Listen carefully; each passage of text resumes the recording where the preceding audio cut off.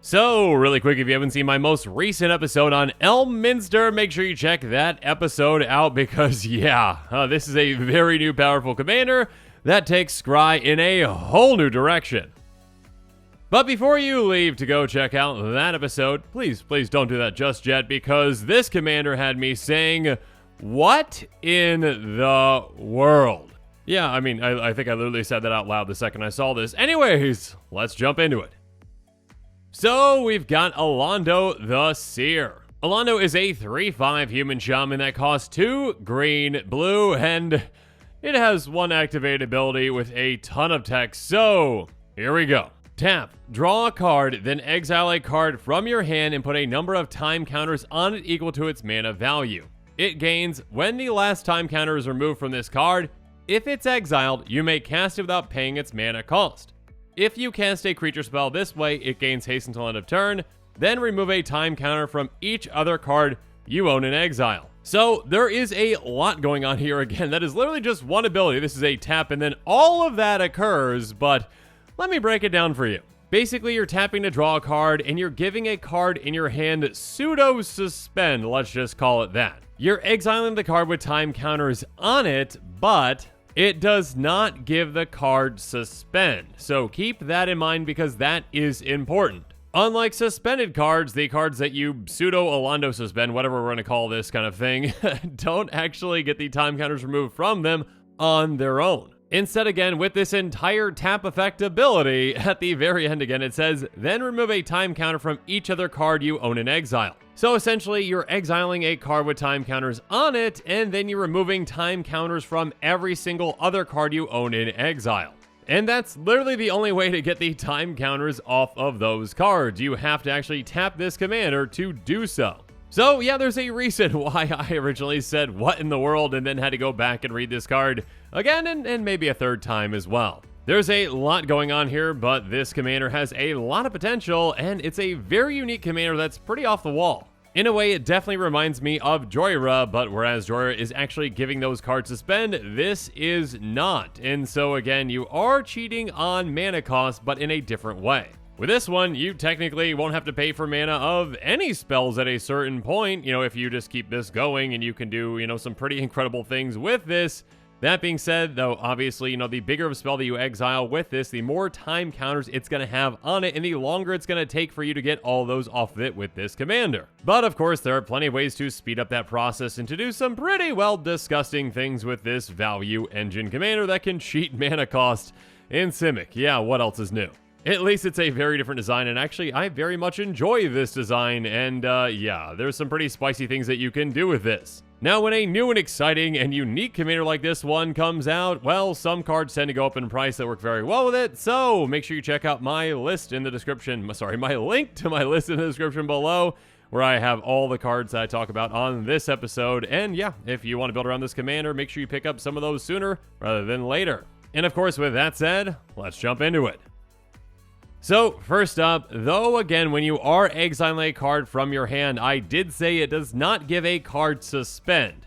However, if you are exiling a card that does have suspend, when it is in exile, it will have suspend. Which is kind of convoluted and weird, and thank you for the person who found the rules reference 702.62b. A card is suspended if it's in the exile zone, has suspend, and has a time counter on it. So again, if you tap your commander to draw a card in exile, Inspiring Refrain, cool, it has suspend 3, so it technically is a card that does have suspend, but actually the suspend, the amount of time counters are going to be on it is 6, not 3 if you do it in that way, because the mana cost is 6. That being said, this can be a fantastic card in this deck. I mean, you also have the option of actually just suspending it too. I mean, you can pay that 2 and a blue to suspend 3 if you want to get it quicker. And then actually, again, your commander does help you speed up the removal of time counters from suspend cards. So instead of Inspiring Refrain taking 3 turns to actually be cast with your commander, if you tap it a couple times while you're also, removing those time counters from it during your upkeep because this card is a suspend card, you can get it going pretty quick. And my apologies, I really should have read Inspiring Refrain first just to say why this is such a good card with this commander. Oh, I need another cup of coffee. Anyways, draw 2 cards, exile Inspiring Refrain with 3 time counters on it. So this card will just keep exiling itself with 3 time counters on it to essentially resuspend itself, and you just get to keep drawing cards with it, and your commander can just help you keep removing more and more of those counters. And once you're set up, this can be an incredible draw engine that can be pretty hard to stop. Speaking of which, how about Aeon Chronicler, a star avatar for 3 blue, but it does have Suspend X for X3 in a blue, and X can't be 0. Its power and toughness are each equal to the number of cards in your hand, and whenever a time counter is removed from Aeon Chronicler while it's exiled, draw a card. Now with this one, you kind of want to work it in reverse from Inspiring Refrain. Inspiring Refrain, you might actually want to suspend it so you can get it going quicker. With Aeon Chronicler, you probably don't want to pay for that suspend cost because that X can be quite cumbersome. Now, if you've got a lot of mana lying around, cool, but if not, yeah, just utilize your commander's pseudo-suspend essentially to get this exile with 5 time counters on it. Then whenever you tap your commander, you can remove a time counter from this to draw a card.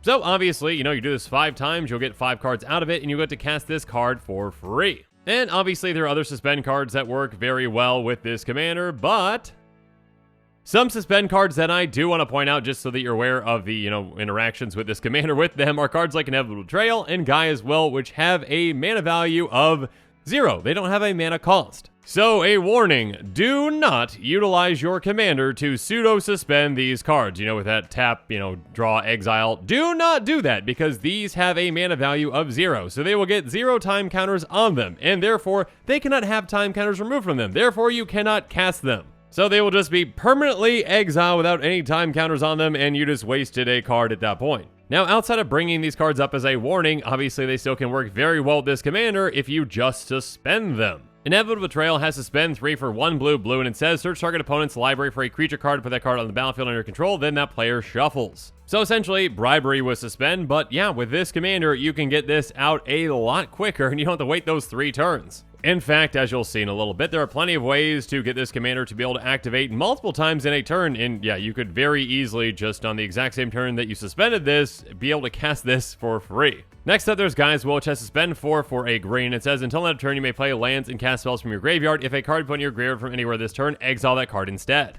Yeah, in this deck, this can very easily become basically a Yawgmoth's Will for just 1 mana on the same turn that you suspended this. So while you need to be careful with these 0 mana cards and ensure that you're not, pseudo-suspending them with your commander, they can be very impactful with this commander as well.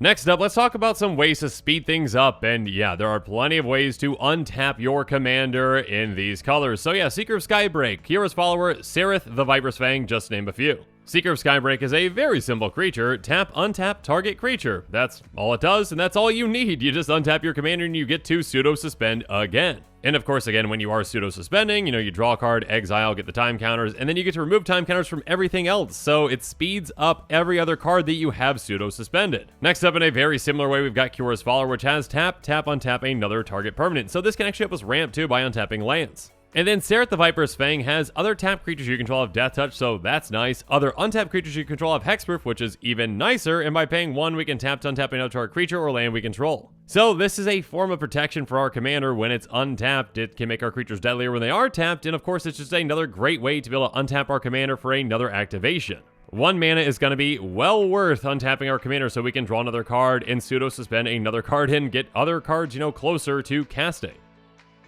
Next up, we can really speed things up though with 1000-Year Elixir, which says you may activate abilities of creatures you control as though those creatures had haste, pay 1, tap, untap target creature. So first up, obviously with our commander, we can just activate our commander's ability right away when it comes in play if this is in play. On top of that though, every single time we get, a Kira's Follower or a Seeker of Skybreak in play, we can automatically just utilize it to untap our commander, so we're getting immediate value. And of course on top of that as well, yeah, pay 1, tap, untap target creature, well worth it for this commander. And also, of course, there are ways to untap our entire team and everything that we do have with Dramatic Reversal. Well, I should say everything but lands because it says untap all non-land permanents you control, and yeah, for 2 mana, that is an incredible effect. So think about the scenario where we're set up with our commander in play and a couple of those untapped creatures. Again, maybe those 3 that we already talked about. Cool, we get to tap our commander, do all those things, untap with all those things, cast this, do it again. That's what, like 8 taps of our commander in a turn or something like that? Yeah, things can get out of control and generate an absurd amount of value with this commander, and you never even have to spend mana to actually, do this. You could just Dramatic Reversal off of a pseudo-suspend.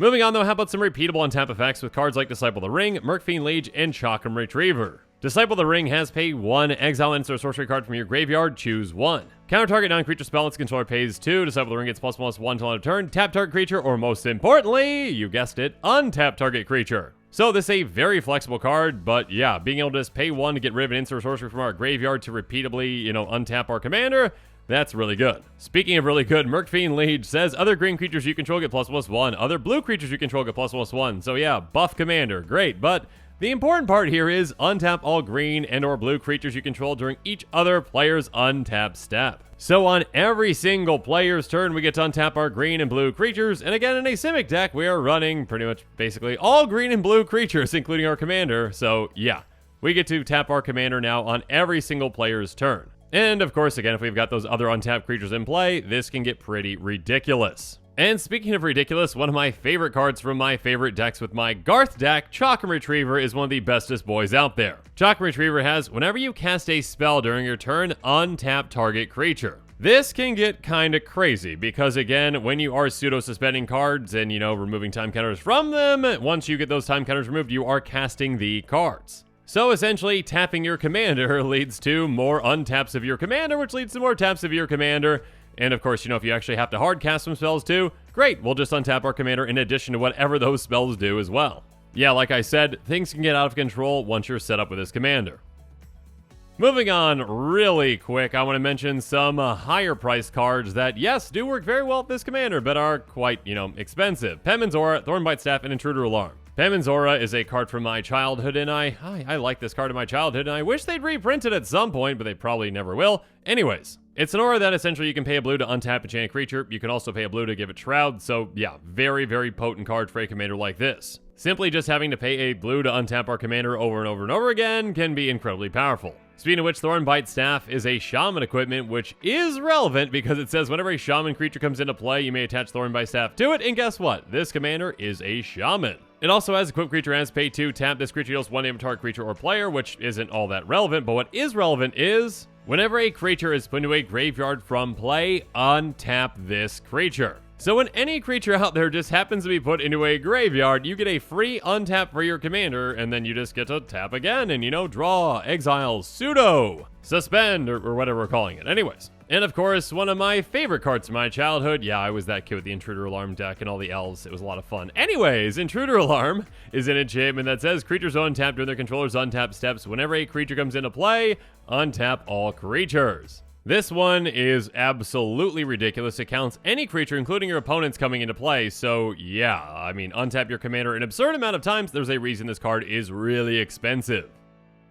Next up, though, some cards you are definitely going to want to consider for this deck, which are quite a bit cheaper than the previous ones I just mentioned, Teferi Sage's Insight and Thought Reflection. These essentially do the exact same thing. Teferi Sage's Insight says if you draw a card except the first one you draw on each of your draw steps, draw 2 cards instead. And Thought Reflection says if you draw a card, draw 2 cards instead. So yeah, basically the exact same thing, but without that first card restriction. Regardless, when it comes to interacting with your commander, these are incredible. Again, when you tap your commander, the first thing you're doing is drawing a card, and these say, oh, awesome, you drew a card, here's a second one. So you essentially are doubling up on the card advantage that your commander is generating you, and you're giving yourself more options for more cards to pseudo-suspend. And of course, finally, Simic value engine, but you need a way to win, right? So let's utilize some cards like Ominous Seas, Psychosis Crawler, and maybe even Psychic Corrosion. Ominous Seas says whenever you draw a card, put a Foreshadow counter on Ominous Seas. Again, we can draw an absurd amount of cards, so yeah, we can get a ton of counters on this. And when we have 8 counters on it, well, we can remove 8 counters from it to make an 8/8 blue Kraken creature token. Again, once we're set up properly, we can generate an absurd amount of value with our commander by untapping it an absurd amount of times in a turn. So yeah, have fun drawing a ton of cards. And of course, Teferi Sage's Insight and Thought Reflection can really help speed this up as well. Or, you can just drain your opponents with Psychosis Crawler, which says whenever you draw a card, each opponent loses 1 life. And then there are a few cards that are somewhat like Psychic Corrosion, but this is probably one of the best ones out there. It says whenever you draw a card, each opponent puts the top 2 cards of their library in their graveyard. So yeah, mill 2. If you are looking to mill your opponents, you can probably do so pretty quickly with this. And again, if you use other ones like, I can't remember the card, Sphinx's Insight? Wrong, sorry, Sphinx's Tutelage, that's what I meant. But yeah, obviously you can, play massive things with this commander for free, essentially, if you're able to get all the time counters off of those things very quickly by activating your commander a lot, or, you can take advantage of the draw. So if you want to utilize cards like these, take your opponents out, great. If you want to cast massive things, Great, Simic, go for it. But yeah, overall, I think that this commander, although it is a Simic value engine in a way, is taking things in a different direction, in a unique direction. Obviously, this deck, though, is very heavily dependent on its commander because, again, if you've got a lot of cards that are just, again, pseudo-exiled with this, you need to actually keep your commander in play and keep activating your commander again and again and again to be able to actually cast those cards, because if your commander keeps getting dealt with, well, you might be in trouble. So I probably should have mentioned some ways to protect your commander as well. Make sure you protect your commander. This is a quick take. I need coffee. Anyways, make sure that you check out the link in the description below. That's got a list of all the cards I talked about on this episode. And yeah, make sure you pick some of those up if you are looking to build around this commander sooner rather than later. And of course, make sure you're also on the lookout for even more exciting quick takes coming up. And with that, this show is coming to a close, so it's my turn to hear from you. So in the comments below, let me know what your thoughts on this episode are. And as always, thanks again and have a good one. This show and episodes like this one are possible thanks to viewers like you. If you're looking for an easy way to help support this show, make sure that you like, share, and subscribe. Also, hit that bell notification icon so you don't miss any new episodes. You can also go check out our playmats and other merchandise at thecommandersquarters.com. We also have a ton of brand new t-shirt designs in stock, so make sure you check out those as well. Another easy way to support this show is with our TCG player affiliate links. So whether you're buying a deck or individual cards, you can use this general link right here or one in the description. And the final way that you can support this show is by supporting us directly by becoming a patron. There are many benefits to being a patron, and I truly couldn't do this without all of their support.